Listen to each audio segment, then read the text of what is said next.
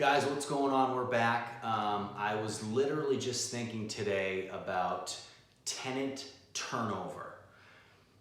I was actually out in Los Angeles and I was helping my sister move into a new home, and I was thinking about, we were packing up her apartment, and I was thinking about, okay, now that she's moving out of this apartment, I wonder what the turnover is going to look like here. I wonder who's going to come in, turn this thing over. And I got to thinking, places that I've lived, the turnover stinks for landlords, right? We hate turnover. Turnover is one of the worst things. It's expensive. We got to get the unit ready for somebody else. Do me a favor. I want to hear about a time where you moved, all right, and the property that you moved into either was ready for you, wasn't ready for you, what you liked, what you didn't like, maybe something that you left behind that was maybe some damage or something not good. I love hearing about what you guys think. I love when you guys engage with the videos and leave your comments. Let me hear them. Tell me a story about a time where you left the place and didn't leave it in the best shape, or you moved into a place and it wasn't in the good shape, or it was in great shape. I want to hear about it. So, as we packed her up out of this place, the place was in phenomenal condition. It was terrific. But I thought, well,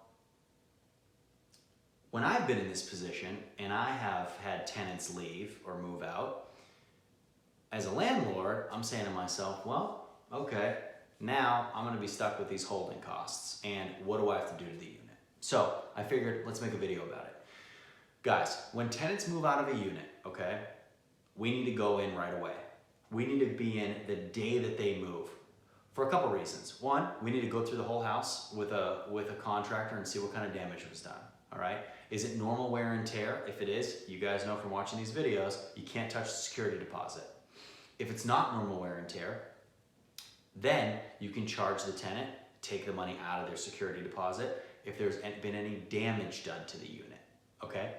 Now, let's talk a little bit about what items need to be replaced. Well, number one, you got to replace the carpets, okay? That's something I've always done for all my tenants. Now, in some aspects, replacing the carpet is a complete necessity. I've been in places before where the carpets have just been shampooed. In the Section 8 program, you need to rip the carpets up and replace them, okay? Don't just shampoo them. Do it the right way. Carpets are cheap. Rip them up, put new carpets down. It makes the whole unit smell great. I love the smell of new carpet. I'm sure some of you guys love the smell of new carpet as well. So let's do that, okay?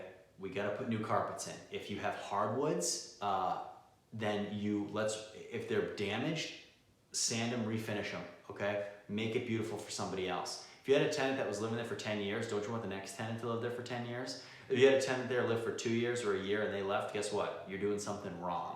Unless they had to move for a family emergency or they moved for something else, then you're doing something wrong. We're always trying to make the units as friendly as possible so we don't have to deal with tenant turnover. We want to keep people where they are for as long as they can be, okay? Now, let's talk a little bit about what else we do, okay? Appliances, if they're beat and gross, nobody wants to move into a house that has a beaten, gross refrigerator. You're gonna put your nice, delicious food you're gonna eat in somebody else's dirty, nasty refrigerator. No, clean it out, number one. If it can't be cleaned, if it's beaten, disgusting, get rid of it, take it out of the prior tenant's security deposit, okay? As long as it's beyond normal wear and tear. If it's damage, then you can do that, okay? What else goes into turnover? What else are we looking at? Make sure everything's clean. Let's get a cleaner in there. Clean the whole unit up, okay? I know a lot of places that will put a non-refundable cleaning deposit in the lease.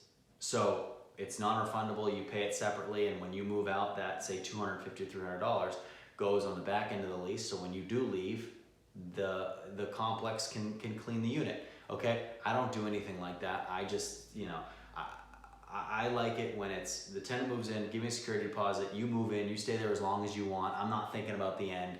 You stay there as long as you can. I like tenants to stay for 10, 15, 20, 30 years, okay? What can we do to get it to that point? Now, with tenant turnover, we still want to send in the cleaner once they leave, clean the whole thing up, replace any broken windows, replace all the carpets, sand and finish hardwood that has damages to it. If you have linoleum tile floors, please God, I hope you don't, replace those. Repaint, okay? A lot of times, guys, you don't need to fully repaint, but if there were kids in the house or if you had people in the house that hung things on the walls incorrectly, you're gonna have rips on the walls where there needs to be, just touch-up paint. That's so common. Just do that, okay? Get it done the right way, and make the unit ready for somebody else. Now, what are some issues we could run into? Well, an issue we could run into is we get in that unit and it's damaged and it's gonna cost us money, right? We're gonna have to spend money out of our own pockets. Now, there's two things you can do. After you suck money out of the security deposit, say there's $2,000 worth of damage and the security deposit was only $1,000. Well, you take that $1,000, okay? Then you have to pay for another $1,000. Well, that's kind of like maintenance, right? You can go after the old tenant if you think that, that's worth it. You can call them and send them emails or threatening, not threatening, of course, but hey, we're gonna sue you kind of thing if you don't pay us. That is the extent of threatening to sue. But we want to make sure that at the end of the day, we're getting that thing done ASAP. So we might go after them for the money, but we're taking care of it up front with our own cash because we want to get it ready for a new tenant. So if you guys want to go after the prior tenants, that's fine, but let's spend our own money up front, get the fix repaired, get the damage repaired ASAP so that unit's ready to show, it's ready for another tenant. Now, what was damaged? Let's think about it, because moving forward, how can we avoid that? How can we avoid damage? So I'll give you an example. A couple of years ago, probably 6 years ago, I had a tenant that I purchased a property that had a tenant inside, and they moved out. They had a family emergency. They moved across country from the East Coast to the West Coast, and their front door was destroyed. And those of you who have paid for new front doors, now they're expensive. I mean, it's either a really heavy custom wood door, or the front door it can be lined with steel. So those are expensive doors. So I replaced the door. I bought a property a couple months later that had a tenant in it, and bad luck, after a month, the tenant got a new job in Florida, and she left. And I went in, I never had any issues with either of these tenants, buying them occupied. I went into the unit and the front door was so damaged. Again, it was an expensive fix. And I'm like, oh my gosh, what's going on? So from now on, I said, okay, well, how can I change this? This is two instances where when I'm doing turnover work, the front doors that are nice doors are destroyed. I mean, holes on the outside, and just beat up. I mean, not any damage that was done intentionally, just like, ugly damage, just big dents, big cuts on the outside of the door. These doors, God only knows how old these doors were. But what are some things I can do here? So what I started to do was I started to put in really nice, really high quality security doors, okay? What that did was that increased the longevity of my expensive doors 10 years. As a matter of fact, I still go to properties where, I put these security doors on 6 years ago, and I'll check on tenants and I'll knock on the doors, and their main door is beautiful. Because what you don't realize is front doors are subjected to a lot of stuff. People knocking, now people aren't knocking holes through the doors, but weather, if they're kids, they're throwing stuff up against the doors. You're dropping things sometimes up against the doors, leaning things up against the doors. Over time, sun exposure ruins doors, makes doors more fragile. There's just a lot, especially if it's a wood door. A security door can just protect it, okay?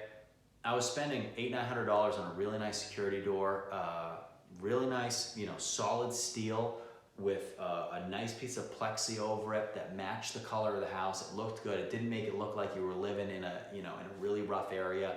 Made the place look good and protected the investment. So now, when another tenant comes in, I have a really nice steel door that still looks great after all these years. And I have a front door, a custom front door in a lot of these places, or a really nice steel front door that's beautiful and completely untouched. And the worst thing I might have to do is replace a piece of plexi on the outside of the steel security door. It's just a great way to do it. And I only learned that through doing this over and over and over again. I learned that when I had turnover with tenants and I had linoleum floors, they were almost always cracked in a million places. So I'd start ripping up floors and putting down laminate, because why do I want every single time somebody moves out to change the tiles? In the very few tenant occupied properties that I've had that have carpet, I have to replace the carpet after people leave, because it's just you guys that have had carpet in your homes before know, it just gets gross, it gets gnarly. After 10, 15 years, you get rid of it, and I have to put new carpet in. Every time a new tenant, new carpet, new carpet, new carpet, new carpet. I got tired of it. So what did I start doing? Ripping it up and putting down laminate. Guys, if you have a tenant in a property and they move out, that's a great time for you to do those kind of updates. You're like, oh, I really want to do this. I really want to do this. Okay, the day they move out, have a contract going, rip all the carpet up, put linoleum down. Put laminate down. You go into the kitchen, you rip all the tile up, put down, a different kind of floor. Put down laminate in there too. So it's a good time during turnover to do any updates you want to do. It's cheaper to do it. There's nobody in the unit. You don't have to work around someone else's schedule, as in the tenant, to get things done. Guys, anything I missed, drop them below. Any issues you've had with turnover, drop them below. Can't wait to hear them all. We'll see you next time.